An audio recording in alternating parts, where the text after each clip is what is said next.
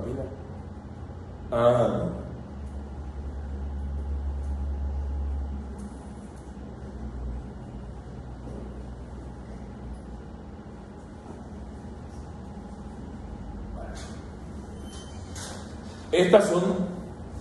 Esto va a salir, por supuesto. Algo fácil, y aquí hay algo difícil en lo fácil. Son los tipos de colangiografías que se hacen. Esta es una colangiografía peroperatoria, transoperatoria o intraoperatoria. La misma cosa. Y en el contexto de una laparotomía subcostal derecha. ¿Y por qué yo sé eso? Porque acá están las pinzas de Koch. Esta es una colangiografía transcística. Es un catéter que se dejó en el cístico. Como nosotros no podemos hacer colangiografía peroperatoria en el hospital, entonces en situaciones bien particulares dejamos un catéter transcístico. Y a los 15 días o a la semana le hacemos una colangiografía a través de ese tubito finito que se quedó en el cístico a propósito. ¿Qué es? Es una colangiografía TransKER, sonda de Kerr en T. Aquí se abrió el colédoco para sacar la litiasis y se deja la sonda de Kerr. Yo les puedo contar que hace 25 años en el Hospital Italiano de Buenos Aires ya no dejan ni transcístico ni Kerr. Hace 25 años. Y nosotros todavía tenemos pacientes los cuales hacemos esto. ¿Por qué? Y porque obviamente se tienen más medios y hoy la exploración de la vía biliar, aparte de hacerlo, esto es una CEPRE, ¿verdad? Esto también es una CEPRE. Esto también es una CEPRE.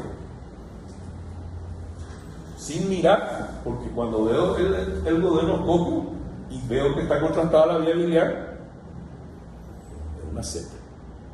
3 situaciones diferentes. ¿Qué esto es?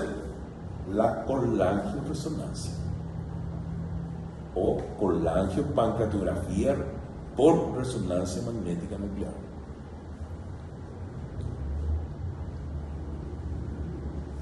¿Qué es esto? También está la trampa. Debería estar en la otra diapositiva, ¿verdad? Pero la otra diapositiva ya no acepta más. Aquí, pero aquí realmente el paciente viene por ictericia, coluria, acolia. No tiene dolor, pero tiene ictericia, coluria, acolia. Perdió 20 kilos y tiene 70 años. Lo examinamos, le buscamos el signo de Courvoisier-Terrier, que es la vesícula distendida, indolora, pero no encontramos. Pero tiene un síndrome coleóceo.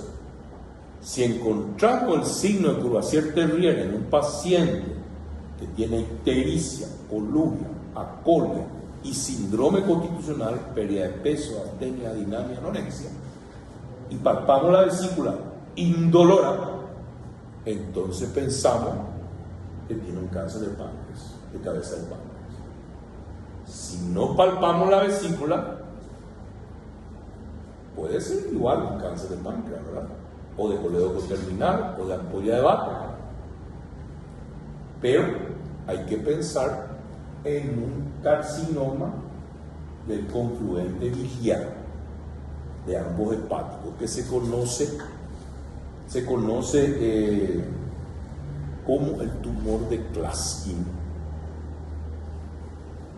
Es un colangiocarcinoma, un adenocarcinoma que crece a partir del epitelio y se puede hacer CEPRE, sí, pero si la obstrucción está en el confluente de ambos hepáticos, uno va a contrastar hasta ahí y ya no se va a ver el resto del árbol biliar. Entonces, ¿qué se hace? El otro tipo de colangiografía, el Instituto de Previsión Social, la Asunción, el Hospital de Clínica, el Hospital Nacional, hoy tienen servicio de cirugía percutánea, lo que hace la doctora Vidal. ¿Y qué hacen ellos? Hacen una ecografía en ese paciente, ictericia, coluria, colia, síndrome constitucional, y no tienen Courvoisier-Terrier, no tienen tampoco dilatación de la vesícula con la ecografía. Con una ecografía buscan los conductos biliares intrahepáticos dilatados, con una aguja de Shiva que tiene 3 milímetros, entra en el conducto, inyecta contraste, ¿verdad? Después le pone una camisa, sobre la camisa pone una guía, sobre la guía mete otra camisa más gruesa, va contrastando, después tiene una guía hidrófila un poquito más gruesa y pasa la obstrucción del plástico. Llega al colédoco y ahí introduce el stem. El stem. Eso es una colangiografía, la secuencia de una colangiografía transparieto hepática.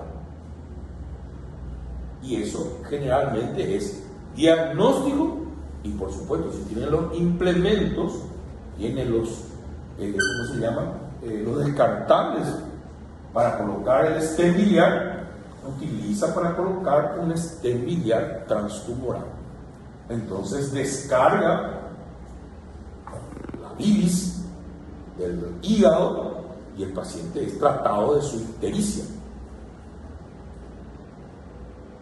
Los pacientes que tienen un cáncer y tienen síndrome coledossiano, ya sea un tumor de Klatskin o un cáncer de cabeza de páncreas, hay una cuestión que se agrega: sufren de prurito, y el prurito les puede volver locos a los pacientes. Unos se escribe que se suicidan por el prurito. Esos son pacientes que ustedes cuando le ven caminar por la calle van a decir: ese señor tiene un Klatskin o tiene un cáncer de cabeza de páncreas. ¿Por qué? Y porque le van a ver totalmente amarillo. Y cuando somos más morenos, se ve menos. Y en los de raza negra no se ve prácticamente, pero se ve la esclerótica súper amarillo. Entonces, el cirujano, o lo que se le quedó de esto, es un cáncer de páncreas. Ve a ver si tiene la vesícula palpable. No tiene. Entonces puede ser un Klatskin. Si no es uno, es dos. Sin embargo, cuando el clínico ve a un paciente con ictericia, ¿qué piensan? Hepatitis. ¿Es más frecuente la hepatitis? Mucho más frecuente la hepatitis. La mayoría de las veces todos estos pacientes tienen hasta anticuerpos, hasta el antígeno australiano y el dosaje de otros anticuerpos, porque está amarillo. El paciente cuando está amarillo, ¿qué es lo que tiene que preguntar? Ya le dije: orina como Coca-Cola, ¿qué color hace la caca? El paciente que tiene hepatitis no tiene acolia. El paciente que tiene hepatitis tiene dolor, tiene hepatalgia, pero nunca tuvo cólico y nunca fue el dolor muy intenso.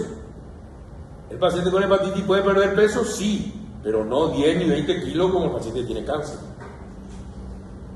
Entonces, el clínico ve, hepatitis. No. Cáncer primero.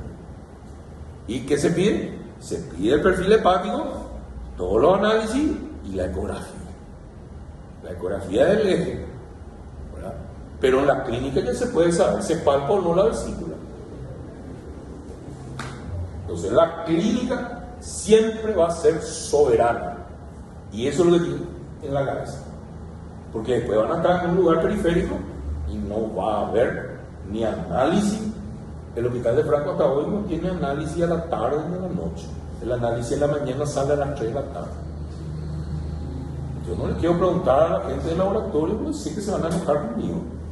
Encima lo que yo le descalifico a la mayoría, entonces a todos. Entonces, ¿qué? Recibo lo mismo, me descalifican. Pregunto, ¿por qué no? No entra en la cabeza de nadie, no hay suficiente personal. Toda esa historia yo hace 33 años, no, 34 años, estaba en quinto curso. La mortalidad, ya les dije, materno, infantil es 24%.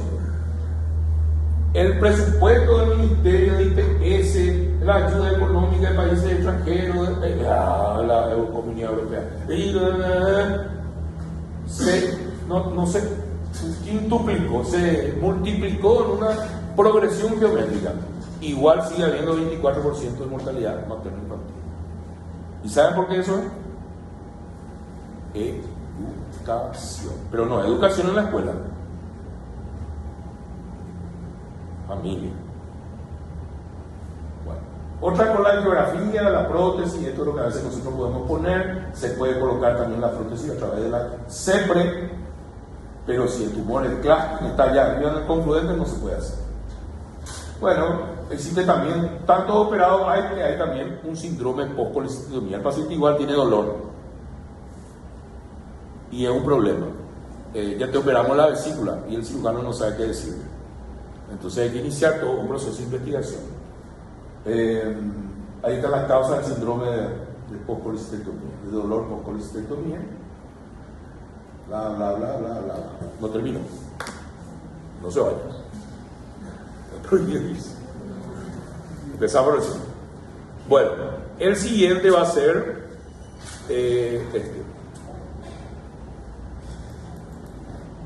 rápido. Este va rápido porque ya saben todo lo demás.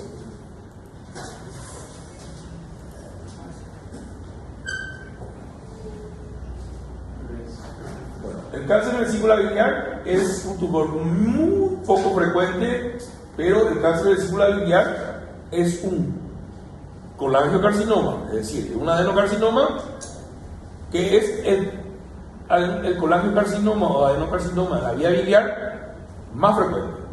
Es poco frecuente en general, pero es más frecuente si uno considera la vía biliar intrahepática, el clasting y luego los tumores. Otra vez para recordar las formas clínicas del síndrome biliar con la litiasis biliar. Cuando uno dice litiasis biliar se está refiriendo a la vesícula y a la vía biliar. Recuerden, la vesícula es la vía biliar accesoria y la vía biliar principal, patoboleo. Entonces, esto es lo que tienen que recordar, y en el intermedio del síndrome biliar continuo encontramos los carcinomas de vesícula biliar, y esto aumenta su frecuencia en pacientes que tienen litiasis vesicular y están entre los 60, 70, 80, 90. A medida que Bill Gates y su señora vayan creciendo, el otro es un conspirador global, según los conspiranoicos. Después toda una corriente conspiranoica, es la unión de la palabra conspiración y paranoia, ¿verdad? Es un neologismo, son palabras inventadas, que luego se van a incluir dentro del diccionario de la Real Academia Española. Nosotros no tenemos Real Academia, por eso no. Pero sí tenemos Academia de Guaraní. Y hay muchas palabras de guaraní incluidas en el diccionario. Bueno, esta es la distribución en azul fuerte de los lugares. Miren, Japón, Corea, el sudeste asiático, India, norte de África, Argentina, Chile, Perú, Paraguay no se mete. Pero eso es porque no tiene datos, no. Entonces el cáncer de vesícula es un problema. Y nosotros evitamos el cáncer de vesícula operando al paciente con litiasis vesicular asintomática. Ahí es que se justifica la profilaxis. También si el paciente es diabético y es asintomático. Bueno, la distribución por los países, y aquí encontramos los factores. Hay una cuestión demográfica porque el ser humano en el primer mundo llega a una expectativa de vida de entre 90 y 100 años. Yuval Noah Harari es yo creo que es un filósofo, pero realmente es un historiador. Es israelí, tiene 36 años, publicó 4 bestsellers. Ustedes tienen que leer otras cosas que no tengan que ver con la medicina. Tienen que leer un libro al mes, algo de filosofía, arte, historia, novela. Yo leo muchas novelas, pero son novelas históricas, son fantasías, pero se ubican en el tiempo histórico de la antigüedad.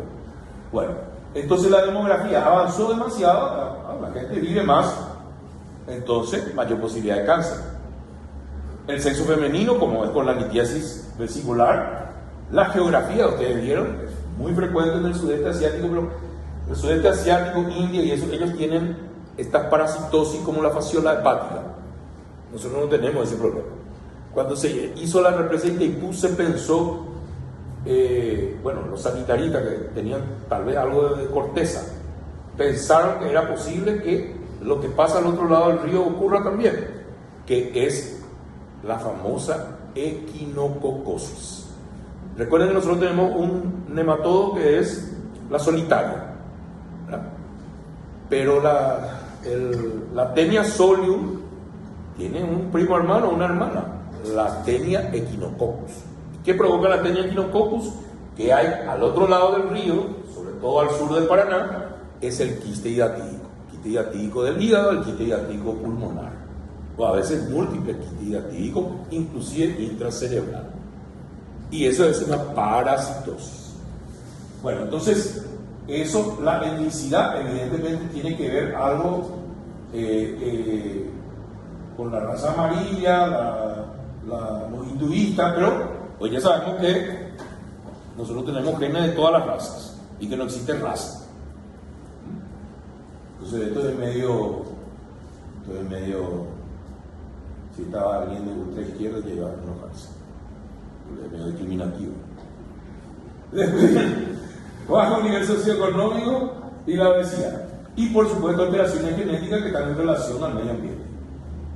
La piedra de la vesícula, los pólipos, la vesícula en porcelana y la colangitis, esclerosante. La infección por salmonela, esto es muy frecuente todavía en Paraguay, la fiebre tifoidea y la salmonelosis. Lo mismo el Helicobacter pylori se detecta y se puede encontrar el Helicobacter pylori en la bilis. Doctor, la bilis no era estéril. Y sí, pero ¿qué le puedo decir? ¿Por qué la bilis es estéril? ¿Cómo sabemos que la bilis es estéril? Pregunta de examen. Te ha preguntado a vos.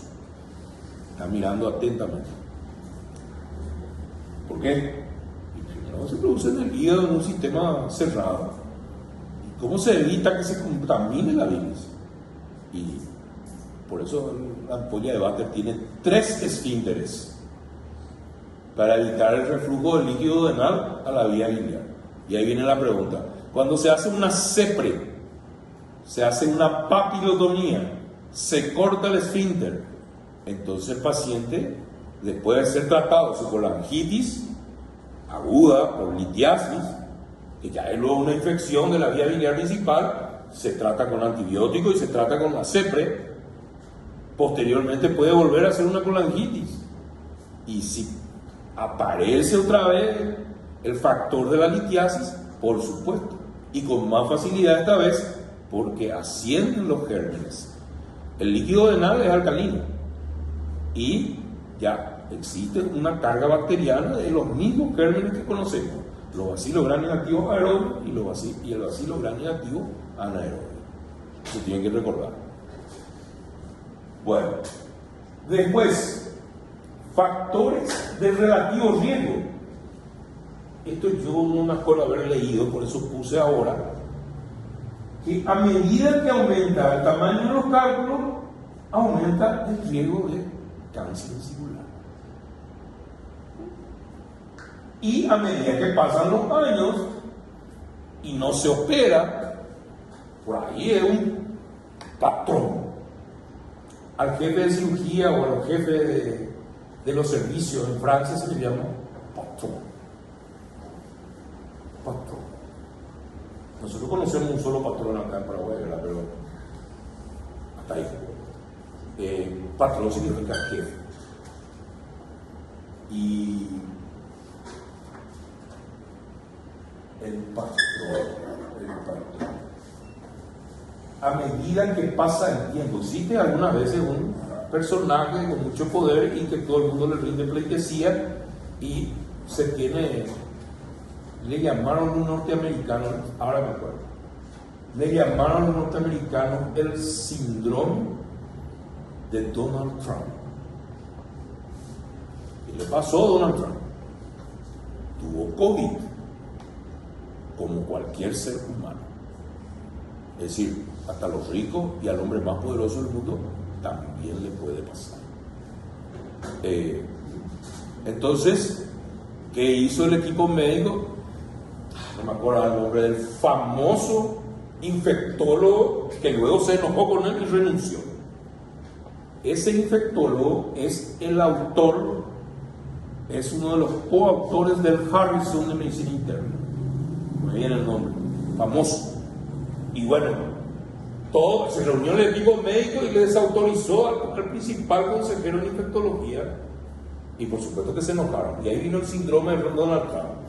Si existía el tocilizumab, un anticuerpo monoclonal que se utiliza para la artritis reumatoidea, y lo trajeron de Brasil para tratar a varios personajes acá en Paraguay, cada dosis cuesta 30 millones de guaraníes, y bueno, se imaginarán los anticuerpos monoclonales que el tocilizumab también se usa en el tratamiento del ébola. Y entonces utilizaron los primos hermanos del tocilizumab. Todos esos anticuerpos monoclonales tienen tocilizumab, imatinib, tienen esa terminación con una B y qué sé yo. A propósito de lógicamente para poder recordar bien, pues solamente los genios recuerdan. Entonces el síndrome de Donald Trump, el tipo le aplicaron de todo para evitar que tenga complicaciones. Eso tiene, o también, le llamaron coloquialmente síndrome de Donald Trump, pero tiene un nombre, se llama encarnizamiento terapéutico. ¿Y qué significa el encarnizamiento terapéutico? Y es como una feroz, brutal batalla que se libra de una forma exagerada. Otra palabra aplicable es futilidad. Es fútil, es superfluo. Señores, manejar el idioma. Bueno, aquí tenemos la patogenia y el este que no se ve bien va desde la displasia, ¿verdad? Va desde la metaplasia a displasia. Tenemos un grave problema. Nosotros hacemos la colecistectomía. Franco tiene el centro de anatomía patológica regional. Nosotros tenemos la costumbre de enviar las piezas patológicas a la facultad, a Fasisa 1, kilómetro 16. Pero ahora la parte pública tiene su central en Franco. Antes se abría de 7 a 5 de la tarde. Después, pasó 1 año, 2 años, 3 años, se abre de 7 a 15. Y ahora se abre de 7 a 8. Bueno, pero ese no es el problema. El problema es que todas las vesículas que se sacan hay que enviar a anatomía patológica, así como los apéndices que se sacan. Y es demasiado fácil entrar en el training que existe en los hospitales públicos. Le entregan al paciente y después el paciente la retira. Lo primero que hay es una metaplasia intestinal y luego ocurre lo que se llama la displasia. Y esta escalera, este step by step, nos muestra las alteraciones genéticas. Ahora parece fútil, porque es un tema y es poco frecuente y todo eso. Usted empieza su práctica médica, todo va a ser la genética molecular y la epigenética de las enfermedades. Y literalmente va a llegar el momento, como lo predijeron hace más de 100 años, una pastilla lo va a curar todo. Muchos de estos anticuerpos monoclonales se toman por vía oral. Imagínense lo que es evitarse, colocarse un portacat para quimioterapia o hacerse quimioterapia con una vena periférica que le funde todas las venas al pobre paciente y causa dolor y una cantidad de problemas, y tomar una pastilla 2 o 3 veces por día para tratar el cáncer u otras enfermedades, por ejemplo, inmunológicas. Entonces deben estar en este nivel. Demasiada demasiadas alteraciones genéticas y estamos hablando de un cáncer poco frecuente. En mama tiene una relevancia muchísimo mayor. Y esto también, este nuevo lo saqué ahora, y muestra la progresión, la edad y cómo va transformándose el epitelio, allá el carcinoma incisivo y el carcinoma invasivo, y las alteraciones genéticas. Y mutación del KRAS, esto se va a ver, y es muy importante, en el cáncer de páncreas y también en el cáncer colorectal. Esto está estudiado ya hace 30 años, los otros son más nuevos. Bueno, en anatomía patológica existen estas formas macroscópicas y estos 11 o 12 tipos histológicos de carcinoma a nivel de la vesícula. Lo mismo se repite en el carcinoma o el carcinoma de la vía biliar.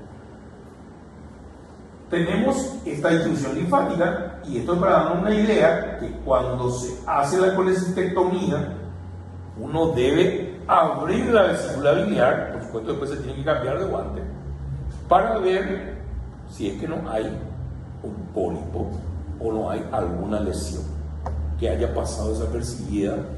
O sea, el hábito de excelencia, parte del checklist, listado de eliminación, al sacar la vesícula biliar, tiene que ser abrir la vesícula biliar, sacar los cálculos y mirar la mucosa de forma macroscópica, porque ahí ya se puede detectar alguna lesión. Si es macroscópica, entonces realmente hay que tener, así como hay en los hospitales de alto nivel, como el hospital israelita Albert Einstein, la patología dentro del sector de quirófano. Está un patólogo de guardia con 2 residentes y está 24 horas de guardia. Entonces se hace el estudio, se congela con el criostato, no sé muy bien el mecanismo, y se hacen unos cortes con un micrótomo y ya se colorea para tener un diagnóstico anatomopatológico primario. Entonces uno puede testar con un muestreo de los ganglios inclusive. Eso se hace en los lugares serios, organizados, sistemáticos, donde importa la civilización, donde importan los derechos humanos y todo ese tipo de cosas. Bueno, el cáncer de vesícula biliar tiene diseminación linfática hematógena transcelómica, intraperitoneal, intraductal hacia la vía biliar. Generalmente es un hallazgo incidental. La palabra que usan es incidental, para nosotros accidental es la palabra. Se opera, justamente se abre la vesícula y se encuentra el coliflor. Me pasó en 3 ocasiones en la Fundación Tesaña, en el primer periodo que estuve trabajando de 10 años. 3 pacientes ancianos con litiasis vesicular. De repente, justamente yo estaba, el profesor, el doctor Avelino, abre la vesícula y encuentra el coliflor. ¿Qué hacer? Y hay que tener diagnóstico. Nosotros teníamos diagnóstico, pero la paciente tenía 92 años. Y doctor, ¿y por qué le operaron a una paciente de 92 años? Y esa paciente tenía dolor. Justamente tuvo su cólico, tuvo su síndrome biliar, y el hallazgo fue totalmente accidental. ¿Y continuamos la cirugía? No. Vulnerabilidad por la edad. Pero son pacientes que hay que continuar la cirugía y hacer la resección hepática. Entonces, el hallazgo intraoperatorio es importante. La frecuencia del postoperatorio, cuando se hace el estudio anatomopatológico, cada vez que yo encuentro una metaplasia intestinal, saco la foto y le mando a los estudiantes o a la gente que trabaja conmigo, para que recuerden por qué hay que enviar. Y extrañamente no me pasó todavía en el sector público, en Francia.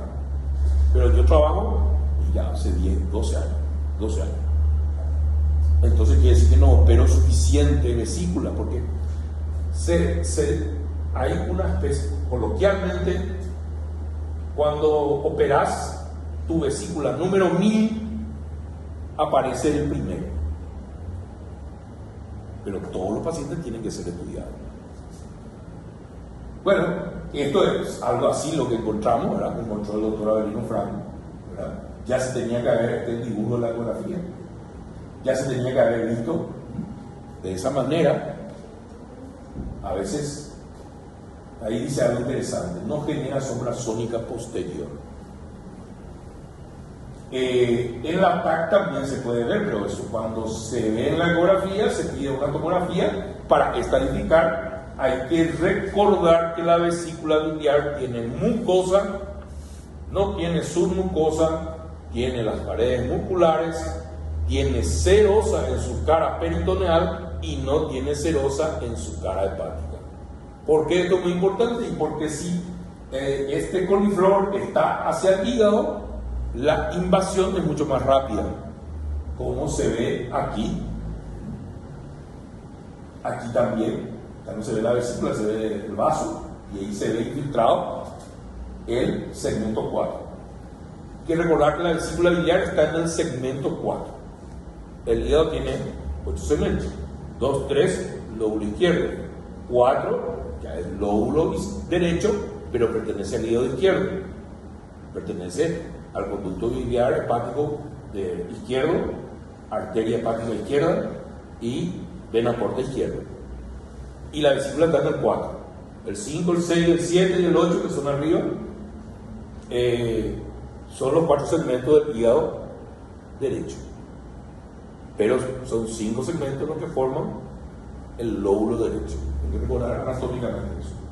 Bueno, un caso clínico, lo tienen que leer. Aquí muestra la colangioresonancia, pero en este caso la tomografía es mucho más gráfica. Y si a este paciente se le hubiera hecho una radiografía simple en posición de pie, íbamos a ver el calcio en la vesícula, que se llama vesícula en porcelana. Cuando aparece una vesícula en porcelana, esa impregnación de calcio en la pared vesicular, eso es un indicativo de la posibilidad de un cáncer de vesícula biliar. Bueno, el PET scan sirve para ver la extensión, no solamente el loco regional. El PET scan no tiene alta sensibilidad y especificidad en el colangiocarcinoma, no es como pulmón o como en esófago. Bueno, lo mismo, acá se ve el pólipo. Y esto, lo interesante de esta imagen, donde se ve el hepatocolédoco, el izquierdo, el derecho y los múltiples segmentales. Esta no es una buena imagen, pero sí sirve para recordar que la colangitis esclerosante primaria, que es una enfermedad autoinmune, lesiona en forma segmentaria los ductos biliares, tanto extrahepáticos como intrahepáticos. Es una enfermedad que puede estar asociada a la colitis rectoulcerativa, que es una enfermedad inflamatoria del colon. Y es una enfermedad autoinmune, es como una colagenopatía, o sea, es una colagenopatía. Bueno, muestran las diferentes, la presencia de los pólipos, que veamos en el fondo, porque ahora las tomografías son mejores y porque tienen este corte coronal con el corte axial y el corte sagital. Simplemente se necesita el software para ser tridimensional. Claro que no consideraron ese gasto, o lo gastaron en muchas cosas. El tomógrafo que había acá podía hacer, con el software, podía hacer el 3D. De hecho, su software trae para hacer justamente el 3D de todo lo que es el sistema óseo facial, cráneo facial. ¿Y por qué no trae el software para hacer esto? O sea, esto debería, no les compartí a ustedes, pero hay una universidad en Tel Aviv, universidad israelita de no sé qué cosa, en Tel Aviv. Hace 2 años ya fue noticia mundial porque mostraron el cateterismo cardíaco Yo le conté el cateterismo cardíaco con proyección holográfica. Esto es bueno que le pregunté yo a un genio de la computación.